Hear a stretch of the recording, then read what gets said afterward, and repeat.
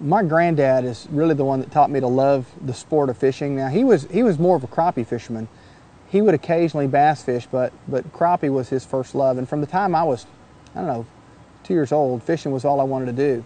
But when I was about 7 or 8, he bought me a subscription to Bassmaster magazine, and I began to read about guys like Billy and Bobby Murray and Bill Dance, and these guys that were fishing tournaments for fish to see who could catch the most fish, and were actually earning paychecks for it. And I thought, man, wouldn't that be cool to someday be able to do that? So, you know, becoming a pro for me was really the fulfillment of a lifelong dream. I mean, it's something that I've wanted to do. You know, unfortunately, God has arranged my life in such a way that I can do that. Specifically, after my years at Baylor were through, I started a small computer business, and I was fishing lots of local tournaments, everything I could get my hands on around the Central Texas area and really all over the state of Texas. And I was spending so much time fishing that my computer business was suffering, and I was spending so much time with the computer business that my fishing was suffering. And it took the wisdom of my wife really to help me make the jump. And she one day said, look, she said, you've got to make your mind up. Either you're going to have to go fishing or you're going to have to be a computer geek. And she said, you know, I know it would be expensive, and if you want to fish and that sort of thing, she said, but if you don't at least try it, she said, you're going to drive me nuts. And she just knew that I would probably have regrets someday if I didn't. So she really encouraged me to take that step. You know, and I mean, that's true love right there, when your wife's telling you, okay, maybe we can deal with a little less income if it'll make you happy, and let's try it and see what happens. And so, you know, I really feel like that was an act of God, bringing her to the point where she said, I want you to at least try professional fishing. I mean, it's just a humbling experience. You know, I'll never forget the first bass tournament I ever fished. Was actually before Jimmy Sue had encouraged me to turn pro, but it's just kind of what sort of, I guess, lit the fire under me from a tournament perspective. My college roommate and I, Bruce Langford, decided to enter a Waco Bass Club tournament on Lake Belton. And you know, I thought I was a hotshot college kid ready to take on the world. And we went out there that day, and I mean, it was tough. I mean, we fished the entire day, and we didn't catch a bass. I lost one keeper, about a 13 or 14 incher. Back then in Texas, it was a 12-inch limit. And we thought, man, it was tough, and we knew we were going to go to the weigh-in. It was going to be tough on everybody. And we got to the weigh-in. It was one of those days when they were just about jumping in the boat, and everybody had caught them except us. I think every other team in the tournament had a limit, and we didn't have a fish. And that kind of lit a fire under it. Made me realize, okay, there's a lot more to this sport than what I realized.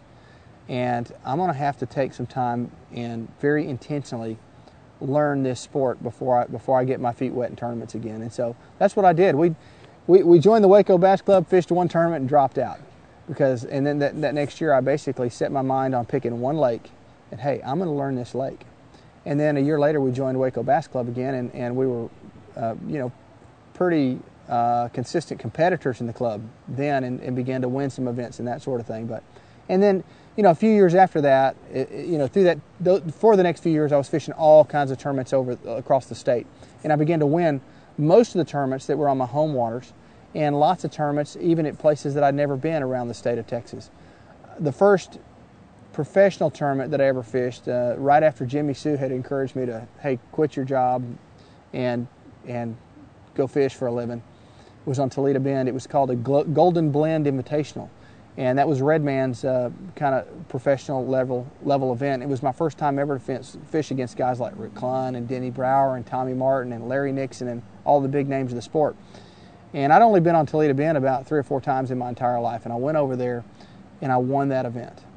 And that was a huge milestone. I mean, it did great things for my confidence. It wasn't because I was some superstar fishing or whatever, but I guess at that point I didn't really know to be intimidated by those guys, and I went out and my focus was good.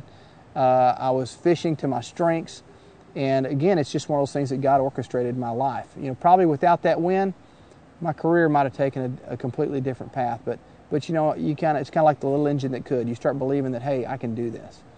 And I wish I could say that my career from there just really shot off and took off, but that was in 1990, and I didn't win my first Bassmaster tournament until 1992. 1997. I didn't qualify for my first Classic until 1996.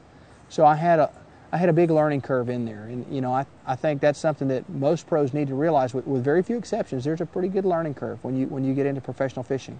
Anytime you take your competition to the next level, you know, the learning curve in football or baseball or basketball isn't quite as long because the period at which you play that game isn't as long. You know, you got 7 or 8 years as a pro in those sports if you're lucky.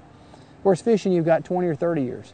So a lot of times the learning curve is longer. There's a lot more to the mental side of it. There's a lot more to the gaining experience side.